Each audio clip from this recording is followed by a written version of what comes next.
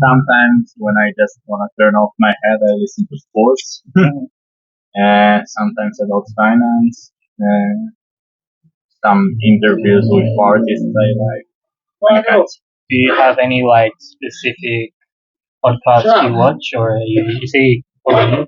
Do you have any like specific podcasts you watch? Any specific channel? I do, but most of them are in Hebrew. I used to listen to the Uberman now. Yes. You know it. So it's quite good. It challenges my English because I need to be concentrated. But it was nice. Is there like a big how do I say, like, is there a big circle of Hebrew creators who make content in Hebrew? Yeah, there's a lot. Growing up in Israel, do you need to know English to use the internet, or is there everything you could want in Hebrew? No, I believe there are some resources that are better, more founded in English than Hebrew. It's definitely an advantage. Advantage. Yeah. Are there people who speak no English? Yeah. Oh, some of the Israelis don't really speak English. common, not so common? It's hard for me to say because, it depends on where you live, how's the education there, from what house you come from. So, What? I would say it's like 60-40, maybe 50-50, or 60-40 maybe for the non-English. And okay, because my biased experience, everybody I've met speaks English. Of course, we are traveling. Yeah. For travelers, it's more common. And I think the Israelis you meet are not the Israelis that don't speak English because, for example, there are a lot of here in South America. It's very common for Israelis after military service to travel, but there is a lot of information and like resources that are dedicated for Israelis. So a lot of Israelis go to the same hostel and travel together in very close groups. And for example, some of them less of them fluent English speakers. Because the ones who perhaps don't speak such good English are not putting themselves in positions where they would speak English. Exactly. So they are out there, the ones who don't speak English. I just will not know. Yeah. Okay. It is interesting. I used to work at the hostel in Miraflores, Pariwana Hostel. This is an Israeli hostel. Yes, sir. I learned Hebrew. I learned how to read Hebrew at this hostel. Really? I need my learning Hebrew. Quite difficult, isn't it? Yeah, man, there's different rules. So, like, just the symbols, like the letters, this is this is the, this is that. But the grammar is so different because of how you can add one letter on the end of a word and it changes the entire context of the word. Yeah. As well as like in Hebrew, you have, they said, like in English, you have letters that are letters for sounds. I don't remember what's the title of this, like A, E, Vowels. I, vowels? Yep. Okay. So in Hebrew, you have signs, like little marks. Dots. Yeah, dots or lines above, under the letter. And so Hebrew speakers don't need those marks in a daily basis. So a lot of the Hebrew you'll see is not without it. We already know the words. That's crazy, man. You have a whole writing system where the vowels are dots on the letters, but you do not even put them because you just know. Yeah. That's so crazy. I can't conceptualize it. It's like, this is how you write the word, but we do not write the whole thing because you will just know anyway. Yeah, but like if you read a book in Hebrew, so probably most of the book will be without the marks, but if there is a specific word that might be interpreted in two different ways, so they'll put the marks. Yes, but it's not like confusing. You do not ever confuse yourself. Man, most of the times, no. It sounds different to me, but it is not something that when you grow up with it, you are like, what the hell is this? It is just No, normal. this is what you're growing up to. Yeah, exactly. And do you grow up learning English as well, or do you have to do this for fun? And so when I was a little kid, we started learning English third grade. Now I think it's second grade. Yeah. And you learn the basics, but uh, you have to mix it. Like I learned a lot from school, but I learned as well from TV. Yeah. Now with Sift watching, I don't know, Drake and Josh, iCarly, Zack and Cody. Nickelodeon? Yeah, mainly. Uh, and watching the subtitles compared to the sound. My mom is in, I don't know, the kitchen. I shout, "Mom, is that word means that?" Because I compared it. Yeah, she speaks English. She speaks, yeah. That's very cool, man. So were you raised on like English media, television? A bit, yeah. Mainly Nickelodeon as a kid, and then later on, you see How I Met Your Mother things Yes. and such. You can really see that whoever learned English only from school, his English is very basic. Do they still speak English if you learn only in school, or not even conversation? Why learning it in school or? Just from school. No, what was your question? Yes. They keep speaking after they graduate? The people who only learn in school, can they speak a conversation in English? Can they? I think they can manage a conversation, but I don't know if they would do it in the podcast. Sure. So it works. For example, here they learn English in school, but nobody comes out of school saying English words. Yeah. They cannot. In Israel, you learn English in school. You graduate. You can speak English. I think more like countries like Lima in Brazil, and also in Europe, like France, Italy, saw many people who didn't speak English at all. I think the main reason for it is, again, TV. If you go to Europe, everything is, I don't know the word for it, but like if you'd see an American show, you'd see it in French. Dubbed. Dubbed. Yes. Yeah. And it's like this in Germany, in France, in Italy, in Brazil. Mm-hmm. And I think it's a very important part of learning a language to listen to it all the time. If it's music, if it's TV, you have to listen. Yes, definitely. And you enjoyed learning English? Is this where your good level of English comes? Well, it wasn't a class that I was good at, so it was nice. You did not do good in English class. Huh? No, I was good at it. You were good at it. Yeah. So you have always had the ability, the interest in English. Yeah. Yeah. It Nice. came easy, so it didn't bother me. Your mother, Nickelodeon, you kind of raised with English. So it wasn't necessarily an effort to study. My mother is not an English native speaker. She just knew, she just was a person that I could ask a question about it. She didn't speak English at all. No? No. She just She knew it. spoke Hebrew. And you also speak Portuguese? Yeah. Yeah? You converse. You spend 5 months in Brazil? Yeah. Before 5 months in Brazil, did you speak any Portuguese? So actually, now I'm in my second trip to South America. Nice. 1.5 years ago. 1.5 year? Yes. Yes, yeah. Ago, I was in Brazil as well for like 40 days, more or less, before the war began. 1.5 years ago. That was 2023. Yeah, September 2023. Which one began in 2023? It, we call it the Iron Sword War after the October 7 attack. October 7 was 2023. Yeah. It has been so long, man. I swore that was like last year. Holy shit. It's like a year and a half ago. Yeah, it's now.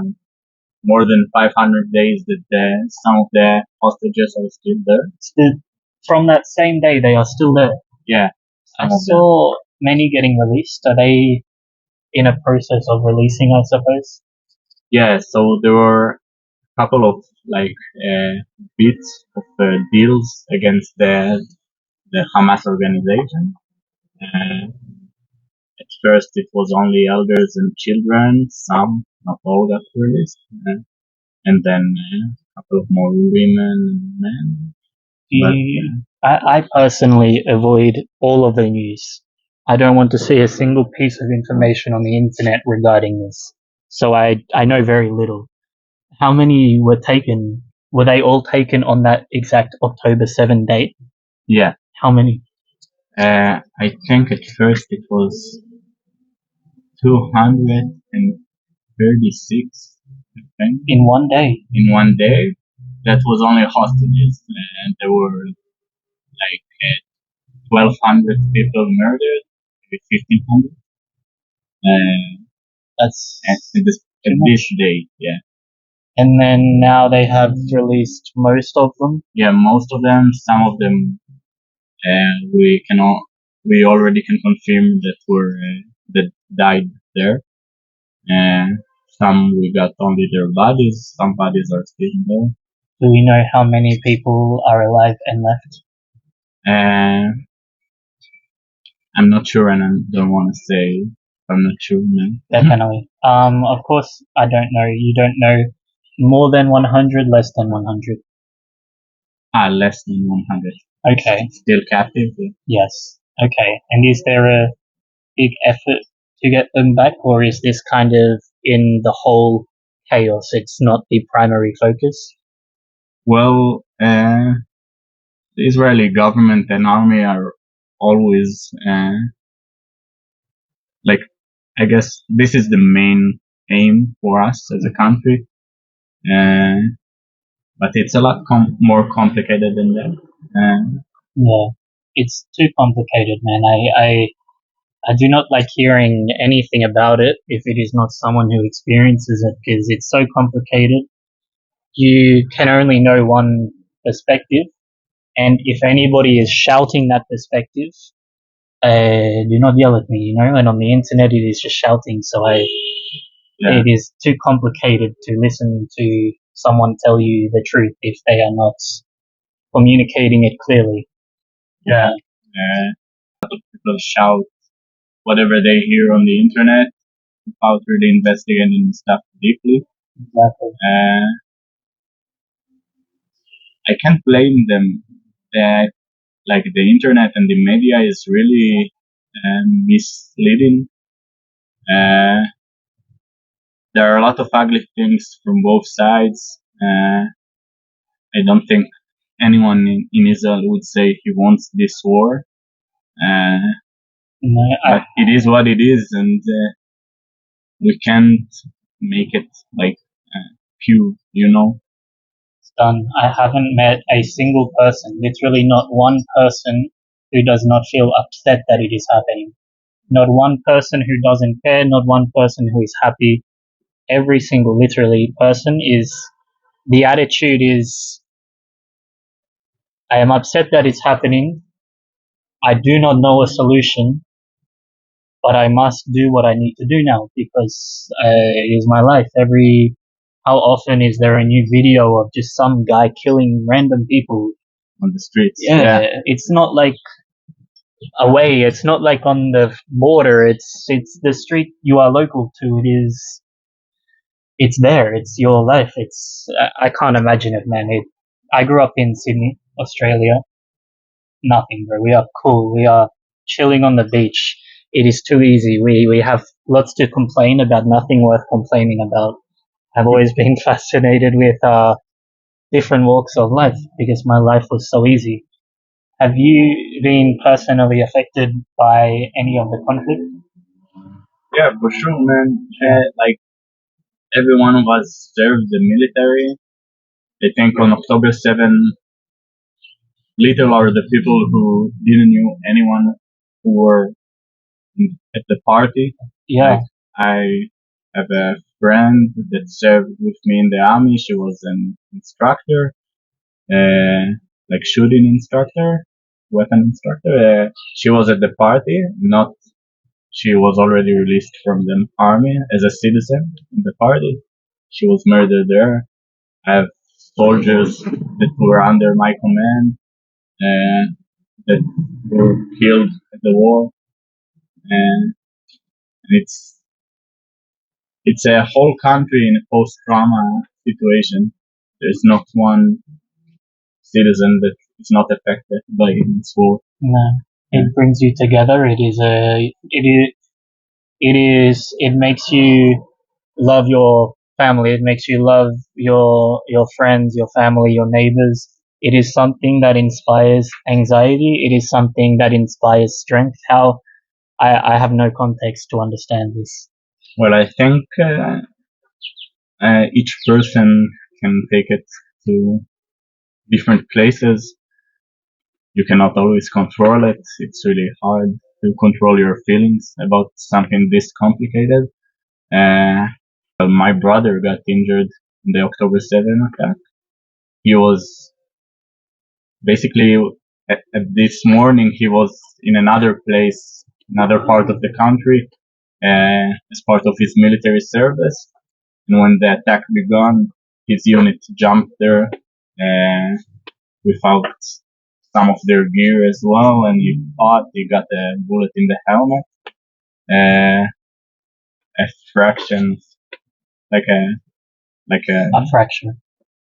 no, he has like a skull injury. Yes, like the bone was damaged, fractured. Yeah, the skull was damaged a bit. Now he's okay, thank God.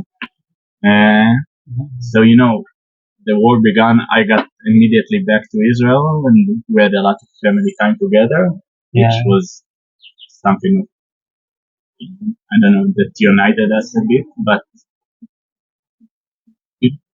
people are getting crazy. Some people committed suicide during the war. Not some, a lot. Yeah. So Your brother, his experience, he was serving, he gets the call, and he jumps. yeah, Jumping is a term of going there, or he jumped out of a plane? no, in terms of going there, it was at the West Bank at the time. Yeah.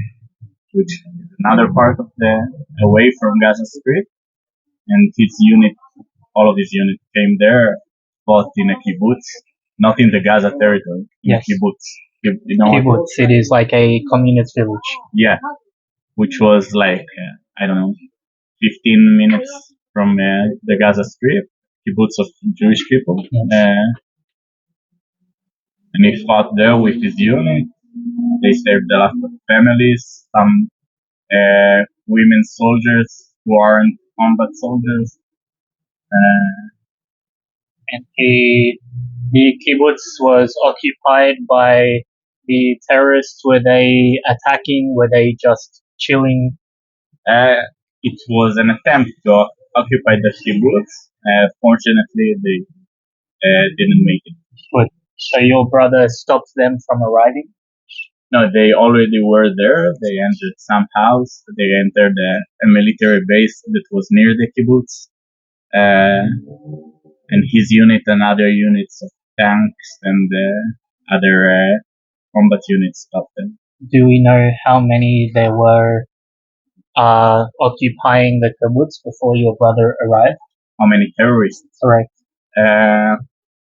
I don't know the numbers of the terrorists in that exact kibbutz, but during the attack on October 7, there were thousands of them.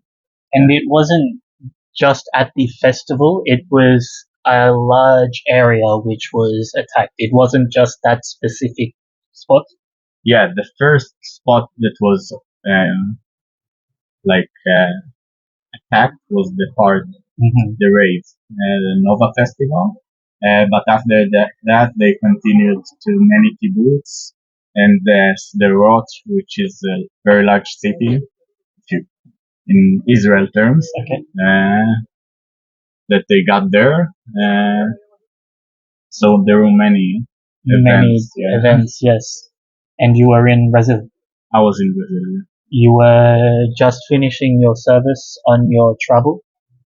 Yeah, I already finished like 1 year before, and then I got to Brazil. And then you came back to be with your family. Yeah. Good. And have you had to involve yourself in the conflict, or is this handled by other active service members?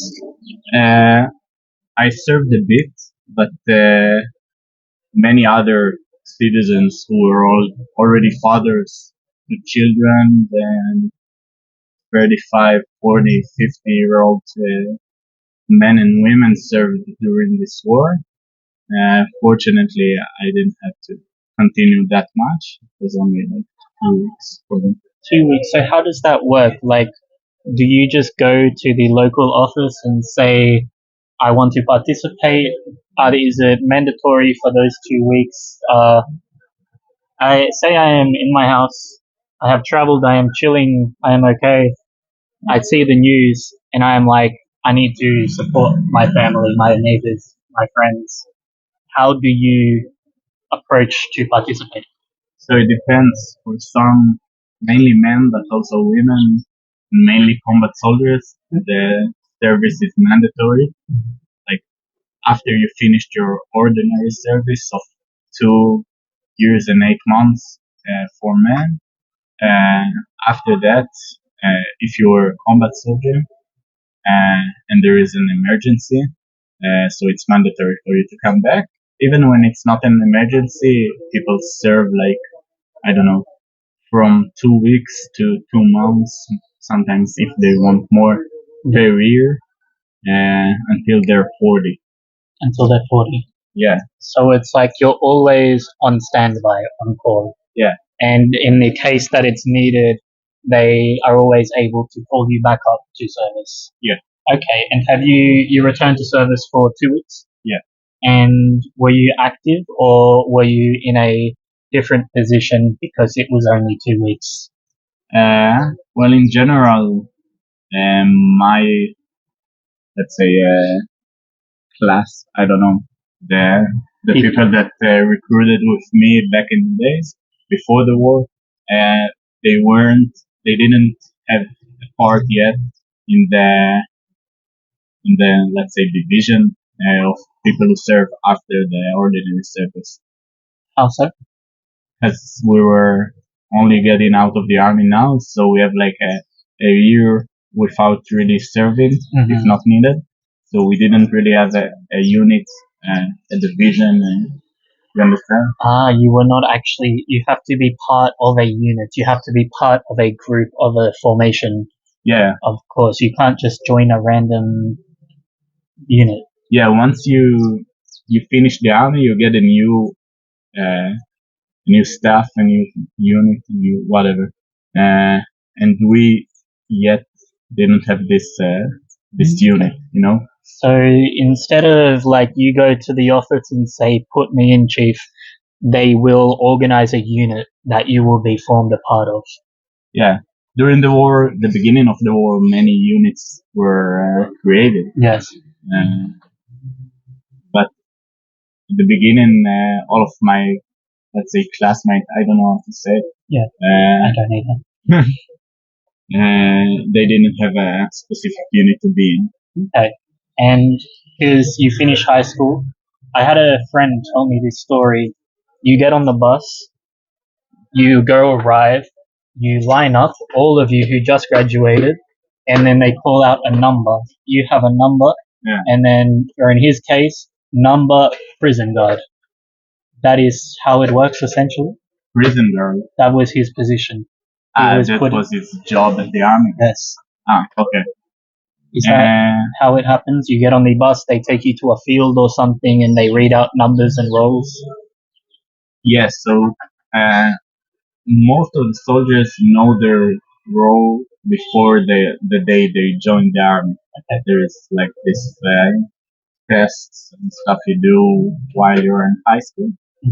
Some of the soldiers are recruited, and in the day they join the army, they still don't know their role. It's called a general recruitment. Okay.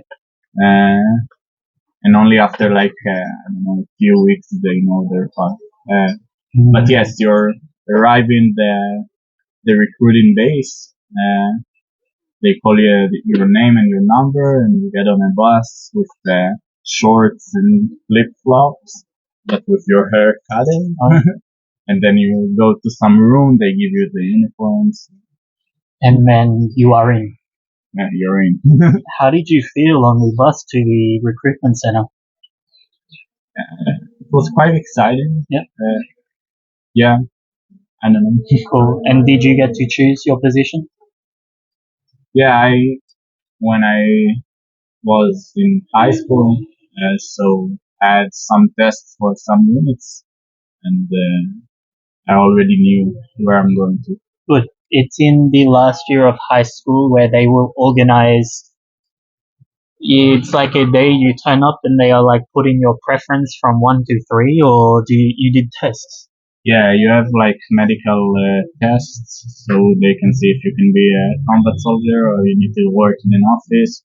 If you can sleep in a closed base and come back home every other week, or you have to come back home every day. Oh. And then you put your preferences. Sometimes they consider it, sometimes not. And Did you get your preference? I would say so. It wasn't my first choice, but when I got the option to test this unit, so I realized that it's something I want. You were happy with the result. Yeah. And were you with your friends? Do they put you with friends? Do you get put with people you have never met before, or will you go with your classmates? Usually you go with people you never met before. Yep. For some units, mainly combat units that are not very popular, you have the option to register with some friends, and then because they know they're missing soldiers in that unit at that unit, So they need So to in place. yeah, so they give you a nice offer. Put a town and bring a friend with you. And what makes these so unpopular? Uh, some roles are less sexy, or some roles are really hard. What makes is a less sexy role like a cleaning job, or is a hard role like carrying heavy things for construction? So I wouldn't say I was talking mainly on the combat units, so not the cleaning job. Right. But let's say a less sexy role in a combat unit, at least before the war, was the tank unit. Tanks. Because it's considered really hard. You need to work on that giant piece of war machine all the time. You need to treat it, you need to carry heavy things, and you don't get a lot of fame because you're fighting in a sitting position.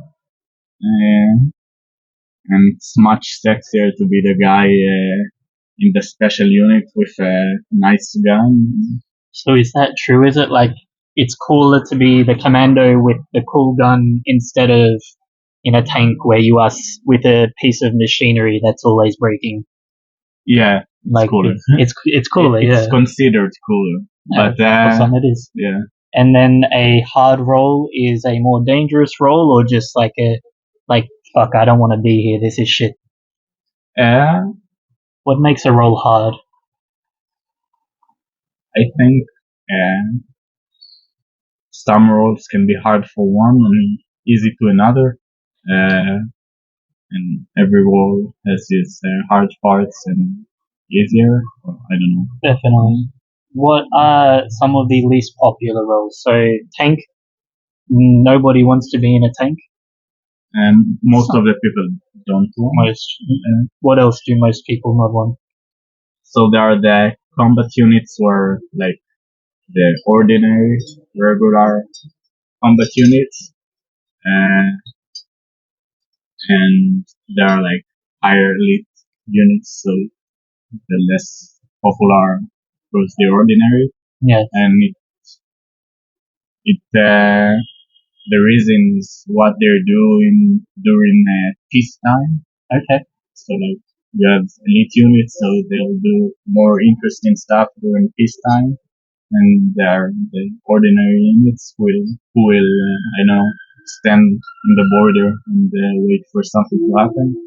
I met a friend who was working the border of Lebanon and Israel, Yeah, and he tells me it was such an anxious job because you just sit there and watch. He told me he would see like people trying to illegally cross the border. They are refugees or smugglers, who knows, and you just sit there. yeah, And then I have a friend who worked in the prison. I had two. At the same time, in the same hostel, there were two people who worked together in the prison and they did not coordinate. yeah. Just two people randomly at the same. And Yeah. that looked chill, but I imagine that's maybe not so desirable either, dealing with inmates. Yeah. Well, like, what's your thoughts on working in the prison, working on the border? Are they desirable jobs or not so much? I don't think they are desirable, but they are sure needed. Yeah, definitely. The better you do on your tests, the more choice you have in your preference. Yeah. Okay. And then after you finish this, you go traveling. Of course, you pick where you travel to. Is it like a largely decision of your friend group? Like, let's go to India. No, let's go to South America. And then everyone agrees South America. So you're like, ah, shit. Or are you happy to go alone? Well, I guess some people travel in groups. Then you have to make a compromise Yes. if they are not everyone in the same head. Uh, I travel on my own, so I get to pick my own destination. Is it more typical alone with friends or there's no typical? I think the majority travel together. Yes, because I was told that maybe like I cannot remember the number. A large percentage of people do not actually like want to travel, but like 90% of people travel. So of course you will travel. Is that maybe where you would prefer to stay in a group and just be with your friends and do the path, the hummus trail? Or, The homestay. hummus trail. Uh, I kind of lose you in the middle. So. I can't lie, I lost me too. That's okay. So you went Brazil. Yeah. Did you go to Brazil alone your first time there? No, actually, the first time I went with a friend. Okay. Actually, we were a group of 4 people who wanted to go together, all practicing capoeira. Like me. Yes. Uh, How long capoeira? 7 years. I Yes. no, since I was 7, so Since it's like you were 7. yeah, so 17. Almost. Hardcore, man. And then it was for this that you and your capoeira friends wanted to go to Brazil. Yeah, but 2 of them got injured like 2 weeks before. One got kicked in the tooth. Damn. Yeah, Who did that? Bar fight? no, in the capoeira circle. Shit. And then they say it's not a martial art. Explain to me because I see capoeira. Is it totally random, the moves and the dances you will do with each other, or is there like a pre-planned choreography? No, so there's no choreography. It's called a game. You just enter with a friend, with someone you don't know, Sure. and you play. How? I've only experienced it through watching YouTube videos, and I do not know what's happening. It looks very cool. I wanted to learn it one time. Well, I can say that there are some aims, some targets to the game, and throughout that you create something. One, first of all, it's a show. Yes. There are people who are standing in a circle. They're clapping their hands in some rhythm. They sing with some instrument, uh, and you want to give them a good show. So beautiful movements, kicks that are going under and above their partner, uh, and you want to create something beautiful. Uh, After that, it's a martial art as well. So there are like kicks, there are takedowns, Uh, like you can pull the friend's leg, or you can grab him with a scissor takedown, and it's very exciting for you and for the crowd. So it's part of the creating the show, but it's the more combat part. So what stops you from kicking them in the face because it was not planned and you did something they were not expecting? Well, uh, first of all, it depends on the capoeira circle, but Okay. at least in Israel and in my community, when we play with a friend, and we don't want to injure them. And everything we do with a lot of awareness. Uh, and like, I can kick someone and hurt them. It's not very hard. Mainly, specifically when you're in a closed circle, so you can do it. But it will be ugly. Yes. It wouldn't be a good show. Nobody likes it. Not in our community, at least. Yes. Uh, but if you do a lot of uh, good movements, beautiful movement, and create a good flow with your partner, and then you mix it with a nice takedown who looks aesthetically nice, that's a good show. Yes. So it is all about being aware of your partner so you never throw anything they are not ready to receive. Yeah, well, if you're with a good partner, you would want to challenge him, but you wouldn't want to hurt him. Uh, and the crowd knows when you challenge someone, but manage to not hurt him. If you like catch him with a kick that he wasn't prepared for, but you stop right near his face, and everybody goes, "Oh!" So you know that you did something good, Yes. but you also kept your partner safe and healthy. So the idea is we're not hurting them. You want to hit them. You're not hitting them. You don't want to hit them, but you want to beat them. You want to get your kick past their movement. You want to. It is still a competition in that aspect of you are trying to go through your partner's defense. I wouldn't say it's a competition, uh, but it is some kind of a challenge that you wanna reach, you wanna conquer the challenge.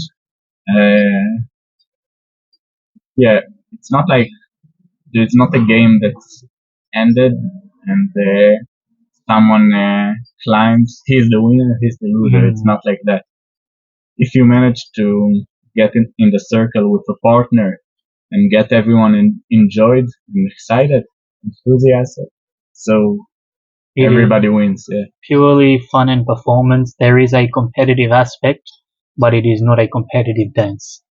Yeah, not a competitive dance. At some places you'll see ego Yes, controls the circle, uh, but it really depends where you are. it's not typically that. Okay, how do you feel? I want to hear about your travels. If you are happy to keep talking. Uh, you'll need to ask more specifically. Good. Yeah. No. So you went to Brazil Yeah. because of the capoeira, and you spent how long away on your first trip? On my first trip, it was only like 40 days. You only, right? Some people I met them, they were over a year of traveling. The people do not stop sometimes, man. Yeah. Okay, so you did not do the Homers Trail. You and your friends went for a Brazilian trip for capoeira. Yeah, me and one friend. You and one friend, and then you fell in love with Brazil. Yeah. Yeah. I already was in love with Brazil before. I just then really experienced that myself. And when I came back to Israel the first time, I knew I still had a lot of places to visit, a lot of academies for capoeira that I wanted to train in. So You are a capoeira guy. If you were to say what your passion, your life, what you do, capoeira is a big part of your life. Yeah, it's the majority. The majority. I have never met somebody who dedicates themselves to capoeira. That is so interesting. You are very athletic. You are flexible. You are agile. You have capoeira is not a simple sport. You need to be very capable of such big movements. Yeah, but when you started as a little kid, so with the right guidance, you can achieve great ability.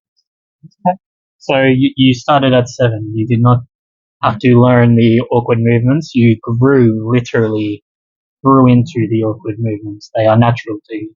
Yeah, now they're natural. Okay. I'm curious. So you grew up athletic, capoeira. In your times of service, were you using your athleticism? Were you quite active? In my time in the military. Yes. Well, fortunately, I didn't have to use anything. Yes. And to be honest, if I got into a fight, a situation, I wouldn't use. Imagine using capoeira. Yeah, when I have a rifle on me, so Exactly. But they teach you Krav Maga for that. Yeah. We discussed that is a purely practical self-defense. Yeah. Everybody learns Krav Maga who is a combat-oriented position. Yeah. Does that mean everybody I meet who did not work in an office or in a support position knows Krav Maga? Yeah, at some level or another, but Some or another. Most people could kick my ass. I don't know, because you can learn a lot of things, but until you're not in a real situation, at last, experience is the most important part, and fortunately, most of the people don't need to use the. Good. Yeah. So that is not like everybody is a secret ninja when I walk around. Yeah, you're pretty fit as well, man. Sure. I mean, I'm capable as well. I enjoy martial arts. I enjoy competition and practice like this. That is what makes me think of who else, because you go to the gym and it's that little skinny boy who is so nice and polite who kicks people's ass. I think I go to Israel and like every second person I talk to is like a Krav Maga expert and they are so friendly, they smile and it's like, yeah. Yeah, I don't know. And I think a major part of the fight is being mentally locked. We call it locked in Hebrew. Like, locked in. Locked in, maybe. Maybe, yeah. Yeah, you need to be like in it. You can be very talented, but if you're not in the right mental mood,